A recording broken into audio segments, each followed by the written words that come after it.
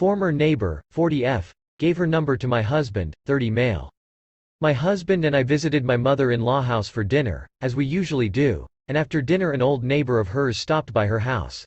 I introduced myself and she sat in the empty chair by my husband. Initially, she asked me if I wanted to switch seats, but I let her know it was no problem. We were a group of 6, all family and her, and during their conversation she kept touching my husband's arm and grabbing him. My mother-in-law, who she knew, was sitting right next to her. She did not grab my mother-in-law's arm but kept grabbing and touching my husband's arm. This didn't really bother me as I thought maybe she unconsciously does this to people, who knows. I'm not really a touchy person. At the end she was leaving and asked for my husband's number and they exchanged numbers.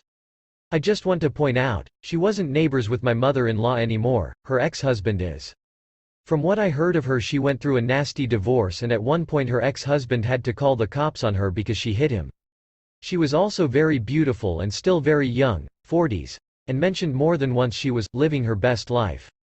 During her conversation it seemed like my husband and her had common work experience. She mentioned she has a lot of different jobs. I confronted my husband and let him know that I felt my boundaries were crossed and if it were me, he would have thrown an actual fit. My husband is a jealous guy, but I'm not friendly with other men, especially not enough to give my number out, and told him if the shoe were on the other foot he would have been pissed.